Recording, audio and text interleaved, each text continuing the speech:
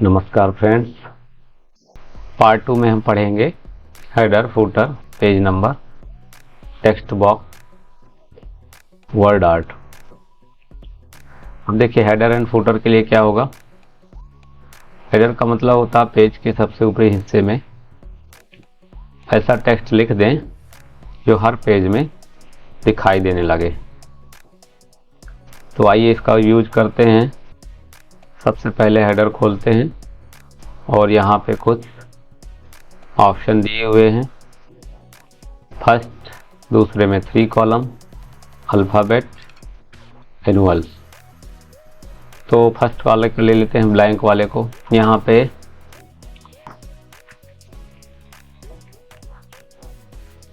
ये हमने कुछ टेक्स्ट टाइप कर दिया है। इसके बाद यहाँ पे पेज नंबर भी डाल सकते हैं आप, date and time, quick part, picture वगैरह सब लगा सकते हैं। तो डेट एंड टाइम लगा रहे हैं। डेट एंड टाइम में खोलेंगे तो डेट एंड टाइम का फॉर्मेट आ जाएगा। जैसे भी आपको डेट एंड टाइम लगाना हो उसे सेलेक्ट करके ओके कर देंगे, यहाँ पे ऐड हो जाएगा। ये हेडर है। इसके बाद इस हेडर को क्लोज कर देते हैं। अब आप देखेंगे यहाँ पे लिखा हुआ है हेडर में वर्ड 2007। इसका क्या मतलब हुआ? इसका मतलब ये हुआ कि आपने जो हेडर डाल दिया है, जब भी अगला पेज लेंगे, अगला पेज आएगा लिखते हुए, टाइप करते हुए, तो ये आपको हेडर लिखा हुआ पहले से मिलेगा। बार बार आपको लिखने की ज़रूरत नहीं होगी। तीसरा पेज लेंगे तो तीसरे पेज में भी आपको वही लिखा हुआ, जितने भी पेज लेते जाएंगे ये आपको हेडर में लिखा हुआ मिलेगा। अगला आता है इसी में इंसर्ट में, हेडर में एडिट। कोई भी सुधार करने के लिए आपको एडिट जाना है और इसे हटाने के लिए रिमूव हेडर। एडिट में जाएंगे तो आपका कर्सर यहाँ पे आ जाएगा और यहाँ पे आप सुधार सकते हैं। सुधारने के बाद फिर क्लोज कर देंगे तो ये आपका हेडर सुधरा हुआ मिलेगा। इसके बाद है फुटर। पेज के निचले हिस्से में फुट नोट्स वगैरह देने के लिए इसमें भी वही ऑप्शन है। हम यहाँ पे लगा लेते हैं अल्फ़ाबेट को और आप देखेंगे यहाँ पे type here, text type here. आप यहाँ टेक्स्ट भी लिख सकते हैं या इसे हटा भी सकते हैं। राइट साइड में देखेंगे तो यहाँ पे पेज नंबर 3 दिखाई दे रहा है। ऊपर की ओर आएंगे तो पेज 2, पेज 1। इसका मतलब आप जितने भी पेज इसमें जोड़ते जाएंगे ये ऑटोमेटिक पेज नंबर को बदलता जाएगा। पेज नंबर है टॉप सबसे ऊपरी हिस्से में, बॉटम सबसे निचले हिस्से में पेज मार्जिन, और करंट पोजीशन जो अभी चल रहा है वो फॉर्मेट पेज में चलते हैं। यहाँ से आप फॉर्मेटिंग बदल सकते हैं। जो भी आप पेज नंबर लगा रहे हैं उसे या तो रोमन में, ABCD में, कैपिटल, स्मॉल, जैसा भी दिख रहा है यहाँ पे वहाँ पे सेट कर सकते हैं। हमने इसको हिंदी में लगा दिया, ओके कर देंगे तो आपका जो ये फुटर है हिंदी में लिखने लगा है। देखिए यहाँ लिख रहा है पेज 2, पेज 3। यहाँ से आप इसकी फॉर्मेटिंग सेट कर सकते हैं। इन्हें हटाने के लिए फुटर में जाना है, रिमूव कर देना है फुटर, हेडर भी रिमूव कर देना है। अब देखेंगे अब इसमें कोई भी हेडर फुटर नहीं मिलेगा। ये हो गया आपका header and footer. Page number. Text box का इस्तेमाल करते हैं। टेक्स्ट बॉक्स का इस्तेमाल टेक्स्ट लिखने या इमेज लगाने के लिए होता है। कैसे लगाएंगे? टेक्स्ट बॉक्स लेंगे, यहाँ कुछ सैंपल दिया हुआ है, सैंपल भी इस्तेमाल कर सकते हैं। और यहाँ पे लिखा हुआ draw table, draw text box. इस ड्रा टेक्स्ट बॉक्स को क्लिक करेंगे और इस प्रकार का कर्सर हमारे पास बन जाएगा, जहाँ पे हम माउस ड्रैग करते हुए एक बॉक्स बना लेंगे तो टेक्स्ट बॉक्स आपको मिल जाएगा। इसे उठा के कहीं भी रखा जा सकता है और इसमें भी जो है टेक्स्ट लिखा जा सकता है।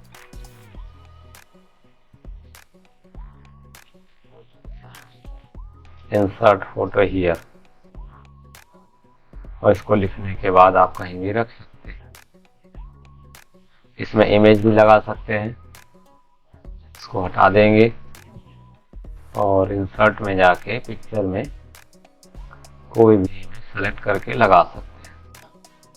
तो ये इमेज लग गई और इसको भी आप उठा करके कहीं भी रख सकते हैं।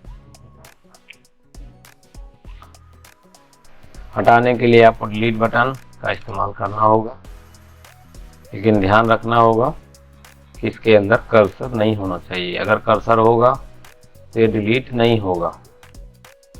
तो ऐसे सेलेक्ट करेंगे और डिलीट कर देंगे। अगला ऑप्शन आता है वर्ड आर्ट। वर्ड आर्ट क्या है? इसमें आप डिज़ाइन लिख सकते हैं। सबसे पहले हम क्या कर लेते हैं, इसको सेलेक्ट किए लेते हैं।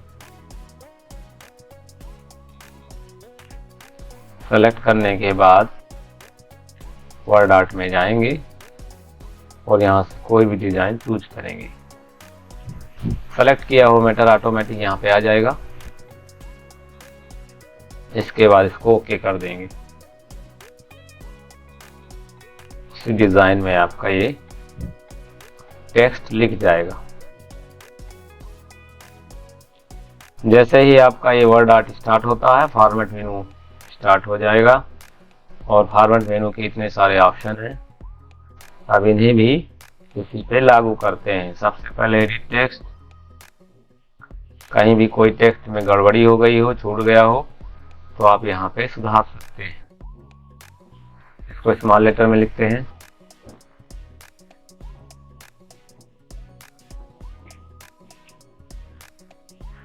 और ओके करते हैं। तो आपके एडिट टेक्स्ट में इसी टेक्स्ट में बदलाव हो गया। अगला ऑप्शन है स्पेसिंग। लिखा हुआ very tight, tight, normal, loose और वेरी लूज। वेरी लूज करेंगे तो इनके बीच की जो गैपिंग है बढ़ जाएगी। स्पेसिंग जो है आपकी बढ़ जाएगी।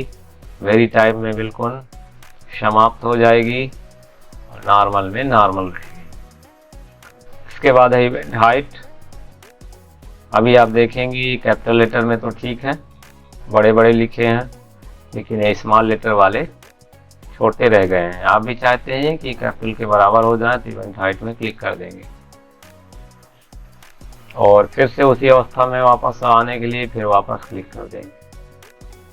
अब आता है वर्टिकल। अभी आपका यह टेक्स्ट हॉरिजॉन्टल में लिखा है। वर्टिकल में लिखने के लिए इस पर क्लिक करेंगे तो आप देखेंगे यहाँ पे वर्टिकल आपका टेक्स्ट लिख गया है। फिर उसी में क्लिक करके वापस हॉरिजॉन्टल ला सकते हैं। अलाइनमेंट का इस्तेमाल कैसे करना है इसमें? एडिट टेक्स्ट में जाएंगे और यहाँ पे शब्द में लिखते हैं, एमपी लिखते हैं। एडिट में फिर गए, 3 लाइनें बनाते हैं हम। 3 लाइनें हो गई हैं। देखेंगे अलाइनमेंट, लेफ्ट अलाइनमेंट, एक अलाइनमेंट। ध्यान से देखना, इसमें 3 लाइनें लिखी हुई हैं, तभी अलाइनमेंट काम करेगा। तीनों लाइनों को लेफ्ट से अलाइनमेंट किया, तभी जो है लेफ्ट से बराबर हो गए। इसी तरह सेंटर और यहाँ से राइट, और राइट के बाद यहाँ से जस्टिफाई। जस्टिफाई में दोनों तरफ से आपको बराबर मिलेगा।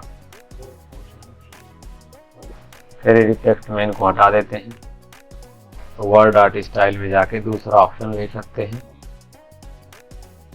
जिस पे क्लिक करेंगे वही स्टाइल यहाँ पे लागू हो जाएंगे। कलर भरने के लिए इसमें फिल शेप का इस्तेमाल करेंगे।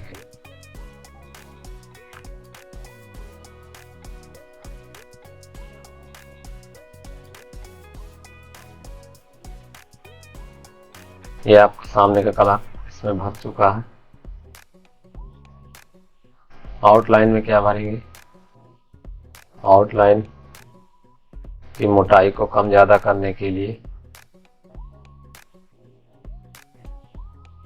शेप चेंज करना है आपको। यहाँ से आप शेप चेंज कर सकते हैं।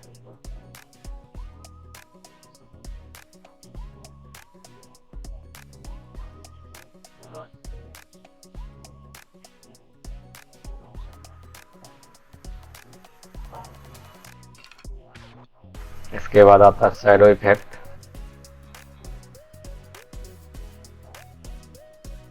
लिखे गए टेक्स्ट में आप शैडो परछाई बना सकते हैं, जैसे परछाई दिख रही है,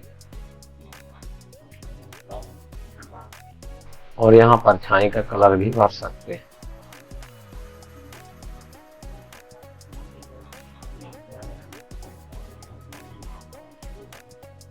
इस परछाई को आगे पीछे ले जाने के लिए यहाँ दिया हुआ है।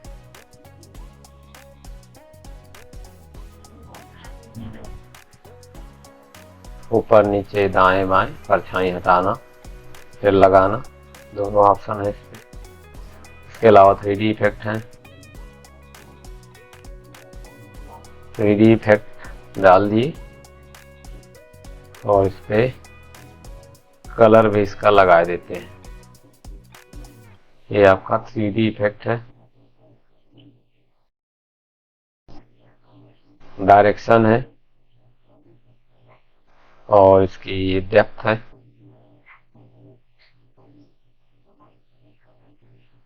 इसके अलावा इसको भी घुमा सकते हैं।